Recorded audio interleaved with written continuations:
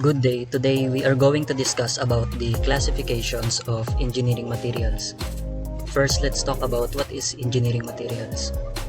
The word engineering materials refers to the materials that is used in the construction of man-made structures and components. Sa madaling salita, ang materials na ginagamit sa engineering or construction ay tinatawag nating engineering materials. Engineering materials ay materials na ginagamit not only in the field of engineering but also in everyday life because of its properties and characteristics. These materials enable people to explore in the design and implementation of new products to improve the quality of our modern life. Proper study of these materials is necessary in order to exploit all the great characteristics that makes us want a better lifestyle. Engineering materials are very important in our daily lives. They are the pillars of finding new ways of advancing technology. The reason also that we are studying engineering materials is for us to make sure that we can make the things stronger, cheaper, mas mapapagaan natin yung isang bagay, mas magiging kapaki-pakinabang, and also to manipulate other properties. It's because there are certain properties that we all know. Let's say for example, bakit ba dati yung laptop sobrang bigat? And because of engineering materials, we make sure that it became lighter. Bakit ba yung mga external drives dati sobrang lalaki at sobrang bibigat? Ngayon, sobrang gaan na. It's because dahil yun sa engineering materials. For us future engineers, we will create a certain materials become cheaper, lighter, and more sustainable in the environment. We must be entirely nourished with this topic because since they basically are the essential components of our modern society. Materials can be divided into 4 key areas such as metals, polymers, ceramics, and composites. So basically, engineering materials are classified into 2 broad categories. First is metal and second is non-metals. For metals such as iron, steel, aluminum, copper, gold, silver, nickel, and so on. Metals are the most common use for engineering materials.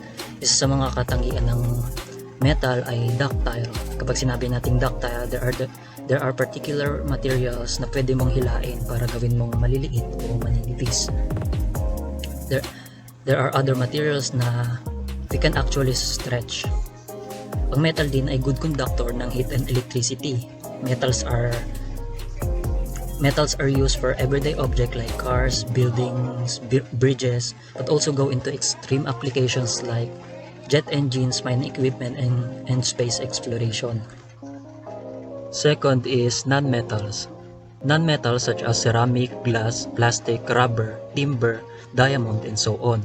Ilan sa mga katangian ng non-metals ay they do not contain metal in their composition. Number 2, they are less ductile. And number 3, kung yung metals ay good conductors, ang non-metals naman ay poor conductors ng heat and electricity. So metals can be divided into 2 subgroups. Nandiyan yung ferrous and non-ferrous metals. Yung ferrous metals or alloy, the main constituent is iron, and this group consists of steels and cast iron. Ang advantage ng ferrous metals ay they do have magnetic properties. Those particular magnetic properties ay ginagamit sa electrical appliances and large motors. Also, they offer thermal resistance. They were able to handle more heat compared to non-ferrous metals.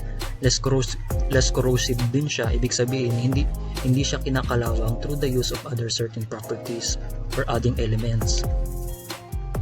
Ferrous metals ay may mataas na carbon content, which makes them vulnerable to rust when exposed to moisture. These metals are prized for their tensile strength and durability. Carbon steel, also known as structured steel, is a staple in the construction industry and it is used in the tallest skyscrapers and longest bridges. Some common ferrous metals include engineering steel, carbon steel, cast iron, and wrought iron. Steel is widely used in the construction and manufacturing industries. Steel is made by adding iron to carbon, which hardens the iron. Steel is made by heating and melting iron ore in furnaces. So, let's talk about what is carbon steel. Carbon steel are basically just mixtures of iron and carbon. It may contain small amount of other elements, but carbon is primary alloying ingredient. Isa sa effect ng pag-add ng carbon is to increase strength and hardness. Carbon steel has a higher carbon content kumpara sa ibang types ng steel, making it exceptionally hard. It is commonly used in the manufacturing of machine tools, drills, blades, top, and springs. Meron din tayong iba't ibang uri ng carbon steel tulad ng low carbon steel, medium carbon steel, high carbon steel. So, first, what is low carbon steel? Low carbon steel is very buildable and is inexpensive to produce. So, very much needed siya sa industry because madali siyang i-shape o flexible. Isa pa, hindi siya masyadong nagkakaroon ng kalawang. Kaya karaniwang gamit ng low carbon steel ay yung mga wire, structure steel, o structural shapes, construction and bridge components, food cans, machine parts, and sheet metals. Next is medium carbon steel. Medium carbon steel contains between about 0.30% to 0.70% carbon. Madalas na ginagamit ang medium carbon steel sa mga axles o sa mga vehicles, gears, shafts, at machine parts. Third is high carbon steel. High carbon steel contains between about 0.72% to 1.40% carbon. It has a high strength and but low ductility. So opposite siya ng low carbon steel. Kasi mabigat siya, hindi mo siya madaling mabibend. Karaniwang gamit ng high carbon steel ay yung mga drills natin, cutting tools, knives, and springs. Yung mga matitigas. Isa rin sa kategory ng steel ay ang alloy steel. Low alloy steel. Low alloy steel is typically stronger than carbon steel and has a better corrosion resistance. Ang disadvantage lang nito ay ang kanyang machinability. Ibig sabihin, hindi mo siya ma-form basta-basta. Weldability and formability. So low alloy steel is not good as low and medium carbon steel. Madalas na ginagamit ang low alloy steel sa production ng pipes, automotive, aerospace bodies, railway lines, and offshore and onshore engineering plates. Next is tool steel. Tool steels, yan minsan yung mga tools na nakikita natin sa ating mga bahay. Halimbawa yung martilyo, plies, cutting tools, drill bits, punches, dies, and chisels. So next is stainless steels. Stainless steels has a good corrosion resistance mostly due to the addition of chromium as an alloying ingredient. Halimbawa yung mga kitchen accessories natin. So meron tayong 5 uri ng stainless steels. Ito yung austenitic, ferritic, martensitic, duplex, precipitation hardenable stainless steel. So first, let's talk about what is austenitic stainless steel. Austenitic has the highest corrosion resistance among stainless steels. Common applications nito yung mga fasteners, pressure vessels, and piping. May series din tayong tinatawag na 200 and 300 series. Ang application ng austenitic stainless steel, let's say for example 200 series, ay water tanks, washing machine, kaldero, automotive parts o yung likod o harap ng kotse. Kapag sinabi naman natin 300 series, ginagamit na to sa mga aerospace tubing, storage containers, tanks, mga malalaki, food and beverages equipments, and pharmaceutical equipments. Second is ferritic. Ferritic stainless steel has high chromium content and medium carbon content. Ferritic stainless steel is mainly used in making automotive parts, industrial machinery, and kitchenwares. Third is martensitic. Martensitic stainless steel has high carbon content up to 2% and low chromium content. Common applications nito yung mga cutlery o yung cubiertos at surgical equipment or surgical instrument. Next is duplex. Duplex stainless steel contains both austenitic and ferritic traces. It also high toughness and corrosion resistance and wear resistance. It is widely used in the industrial fields tulad ng production ng seawater heat exchangers and chemical containers. Last is precipitation hardenable stainless steel. Precipitation hardenable stainless steel can be strengthened through the precipitation hardening, which is age hardening process. So yung materials na ito ay meron ding high strength as well as high resistance to corrosion and temperature. Ginagamit ito sa aerospace and other technology industries. Kasama rito yung gears, valves, and other engine components. Next is, what is cast iron? Cast iron is classified into different categories such as gray cast iron, white cast iron, malleable cast iron, nodular or ductile cast iron, and wrought iron. First is gray cast iron. Gray cast iron is the most common type. Gray cast iron is the most common type. The carbon is the form of graphite flakes. Gray cast iron is brittle material and its comprehensive strength is much better than its tensile strength. The fracture surface of gray cast iron has a gray color kaya doon niya nakuha yung pangalan niya. Ginagamit ito sa paggawa ng plates, IC engine, flywheels, utility, and junction box. Second is white cast iron. White cast iron has carbon in the form of carbide, which makes the material hard, brittle, and difficult to machine. White cast iron is primarily used for wear-resisting components as well as the production of malleable cast iron. White cast iron are so called because when broken, the fracture surface is color white, kaya tinawag siyang white cast iron. Ginagamit ito sa shell liners, slurry pumps, ball mills, jaw crusher liners, cement mixers, pipe fittings, crusher rollers, and so on. Next is malleable cast iron. Malleable cast iron is produced by heat treating white cast iron. The heat treatment improves the ductility of the material while maintaining its strength. Kapag sinabi nating malleable, kahit anong gawin mo sa kanya, hindi siya basta-basta mababasag. Ginagamit ito sa paggawa ng automotive parts, gears, door hinges, hub for wagon wheels, malleable iron pipe fittings, and so on. Next is nodular or ductile cast iron. The addition of magnesium to gray cast iron improves the ductility of the material. The resulting material is called nodular cast iron because when the magnesium causes the graphite flakes to form to spherical nodules. Nodular cast iron has good strength, ductility, and machinability. Ginagamit ito sa paggawa ng crankshafts, gears, pipes and pipe fittings, cylinder heads, valves, and machine parts. Last is wrought iron. Wrought iron is an alloy with so little carbon content and it's almost pure iron. During the manufacturing process, some slag is added which gives wrought iron excellent resistance to corrosion and oxidation. However, it is low in hardness and fatigue strength. Ginagamit ito sa fencing and railings, yung sa gate, agricultural implements, nails, barbed wire chains, and various ornaments. So next is non-ferrous metals or alloy. The non-ferrous metals include aluminum, copper, lead, zinc, tin, as well as precious metals like gold and silver. Metals are good electrical and thermal properties. They are ductile, strong, tough, and have strength at temperature. Isa sa advantage nito kumpara sa ferrous metals ay ang kanilang malleability. Wala silang iron content, giving them a higher resistance to rust and corrosion and making them ideal for gutters, liquid pipes, roofings, and outdoor signs. Lastly, they are non-magnetic, which is important for many electronics and wiring applications. Sa non-ferrous metals, pag-usapan natin yung aluminum alloy. Aluminum alloy or aluminum is lightweight, soft, and low strength. Aluminum is easily cast, forged, machined, and welded. Is not suitable for high temperature environments. Because aluminum is lightweight, it is a good choice for manufacturing of aircrafts and food cans. Aluminum alloys are widely used in the fields of electrical nodule packaging, electronic technology, automotive body structure, wind and solar energy management. Aluminum is also used in castings, pistons, railways, cars, and kitchen utensils. Next is nickel alloy.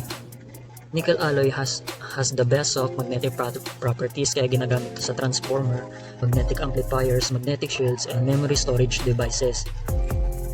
Next is copper alloy. Copper alloy is highly ductile, malleable, and has high conductivity for electricity and heat. Copper is principally used in electrical industry in the form of wire and other conductors. It's also used in sheet roofing, cartridge cases, statutes, bearing, and bushing. Copper is also used to make brass. An alloy of copper and zinc. Maganda to kasi cheap siya kumpara sa ibang conductors. Next is zinc. Zinc is a medium to low strength metal with a very low melting point. It can be machined easily but heating may be required to avoid cleavage of crystals. Zinc ay karaniwang ginagamit sa galvanizing, the process of applying protective zinc coating to iron steel to prevent rust.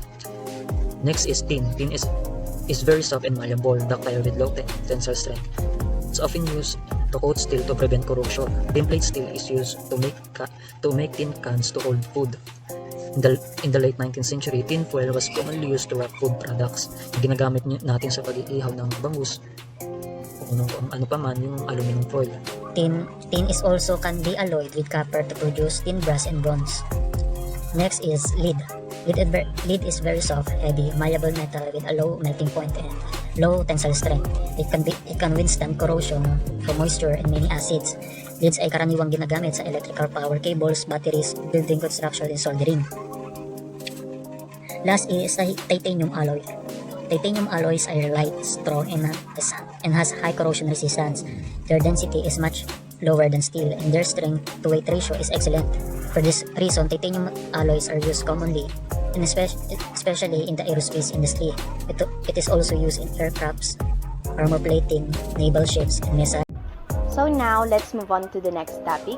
So the next topic is ceramics. Ceramics are an inorganic, non-metallic material.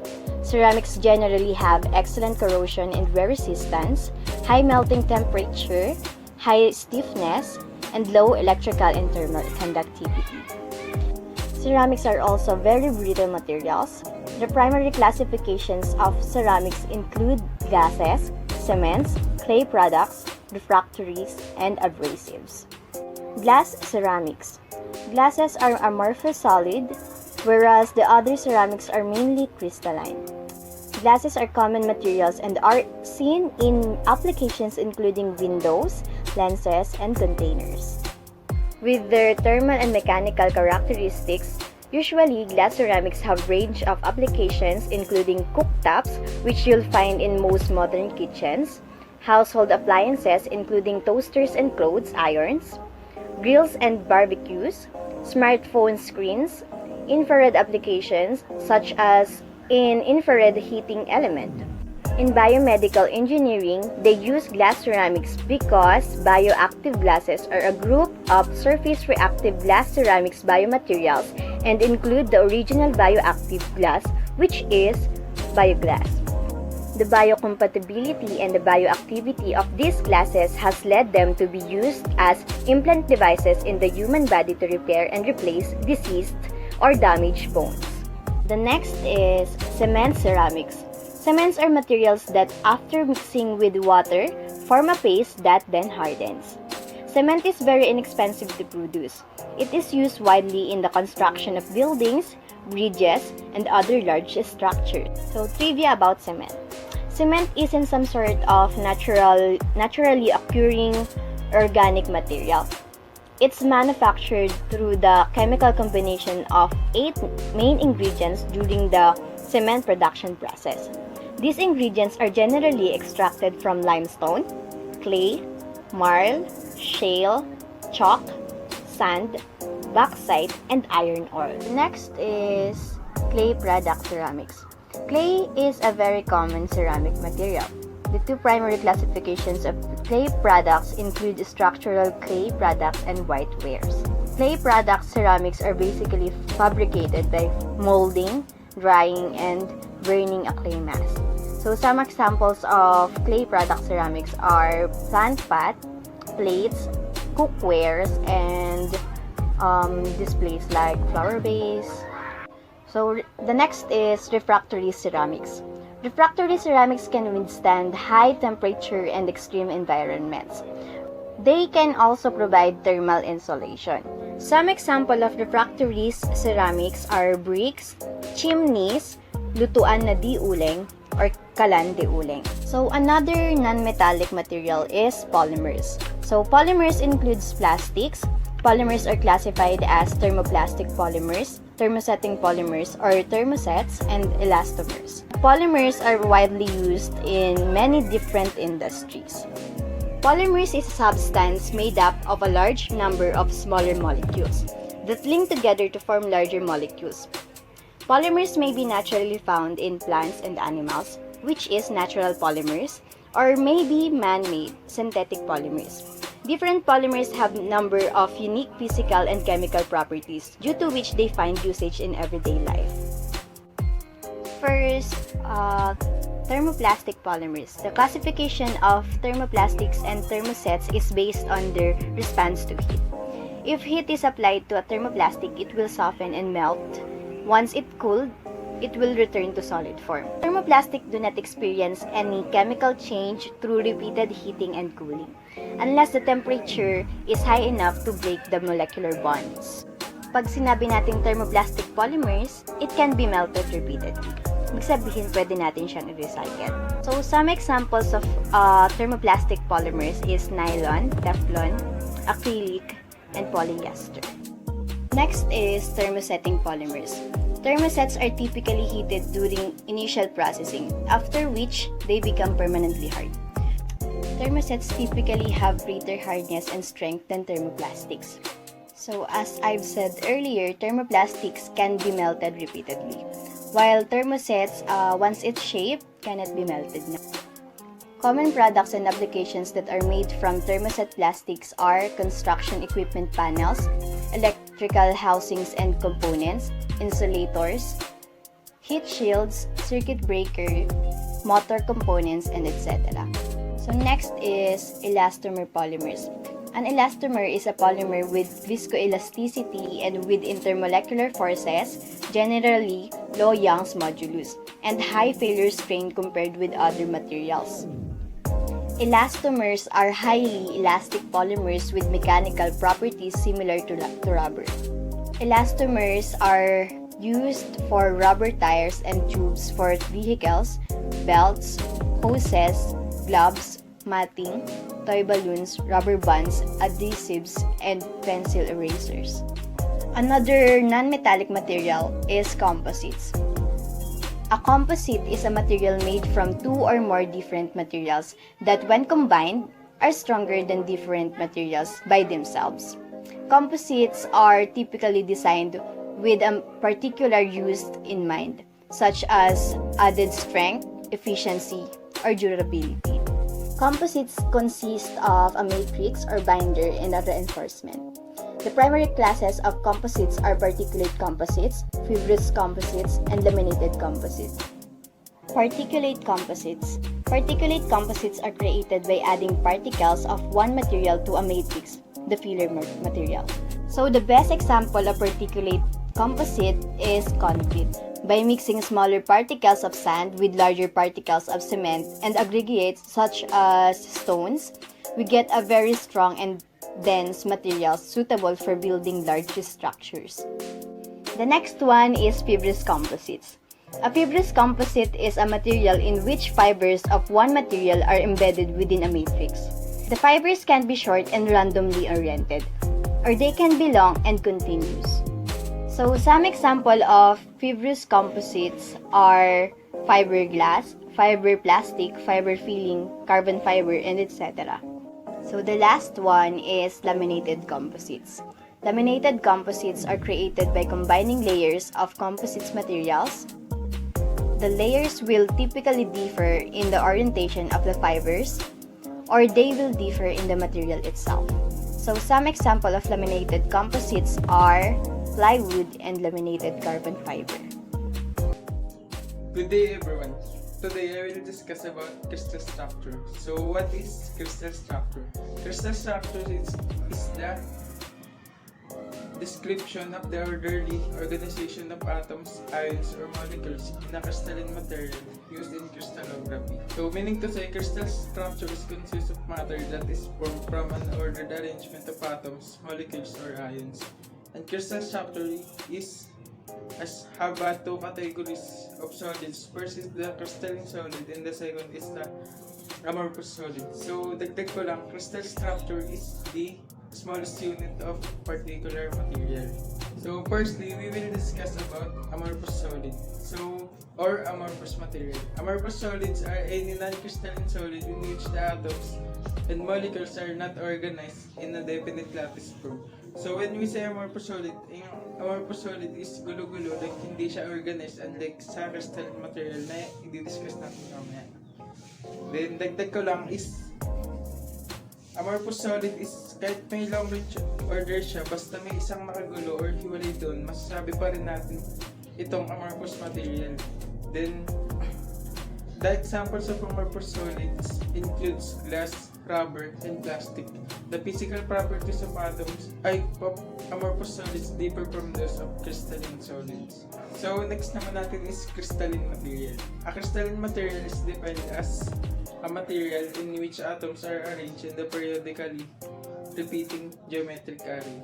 Then crystalline solid is a solid material whose constituents are arranged in a highly ordered microscopic structure forming a crystal lattice that extends in all directions. So when we say crystalline solid, it is a rigid and long-range order, and its atoms and molecules or ions occupy specific position.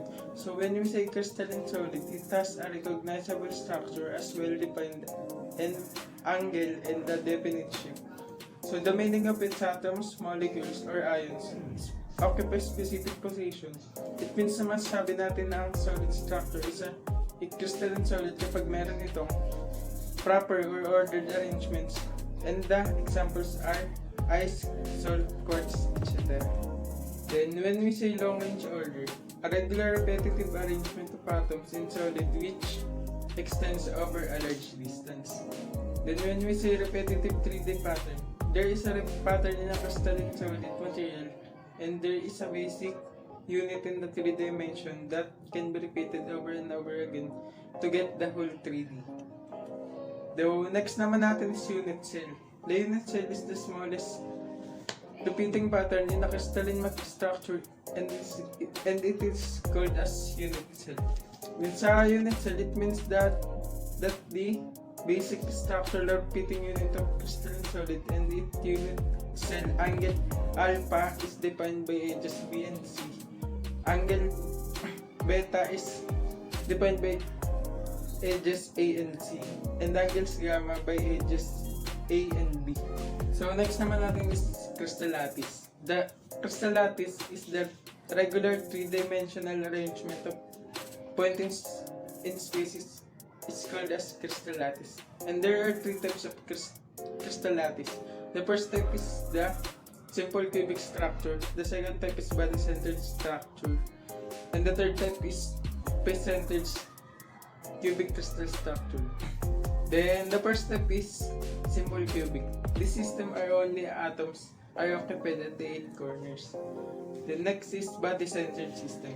Body-centered systems are the 8 atoms at the corners has another atom at the center. In body-centered cubic crystal, 4 atoms are present at the 4 corners, means of total of 8 atoms are presented at the 8 corners, as well as 1 atom present at the center. And that type of crystal is called as body-centered cubic crystal. Then the third type is face-centered cubic crystal. In this type of unit cell, atoms are present at the corners and at the center of each faces of the unit cell. Then face-centered suggested that if you have atoms at 8 corners, then you have atoms at the 6 faces too. And face-centered crystal structure is atoms located at each of the corners and centers of all cube bases. And there are 7 different kinds of crystal structure. There are 7 different types of crystal structure, and this is are cubic, tetragonal, hexagonal, orthorhombic, monoclinic, and triclinic. And crystal system. A crystal system refers to one of the many classes of crystal spaces, groups, and lattices. And the 7 types of crystal system is cubic, hexagonal, tetragonal, rhomboedral, orthorhombic, monoclinic, and triclinic. And the first type is cubic. The cubic system, which will be the most popular system in the metal system scenario, and that has all 3 sides of equal length and all the 3 angles are 90 degrees. Then the second one is hexagonal system. These systems have 2 equal sides and the different third side and 2 angles as 90 degree, and the third angle exactly 120 degree. And the next one is tetragonal. These crystal systems are referred to 3 mutually perpendicular axes, 2 of which are equal in length. Then the fourth one is rhomboedral. Rhomboedral has 3 angles are equal, 3 sides are equal, but the 3 angles to equal are each different from 90 degree. Then the orthorhombic has no side equal, but all the angles equals to 90 degree. Then the monoclinic has no side equal to angle equal to 90 degree, and the third angle is not equal to 90 degree. Then the triclinic. The triclinic is the most non-symmetric system in which none of the angles equal rather than of the sides are equal and none of the angles are equal to each other, and none of the angles is equal to 90 degree. Then take note about the 7 crystal system. Then the first one is cubic, hexagonal, tetragonal, rhombohedral, orthorhombic, monoclinic, and triclinic. Yun lamang. Sana ay matutunan kayo. Salamat.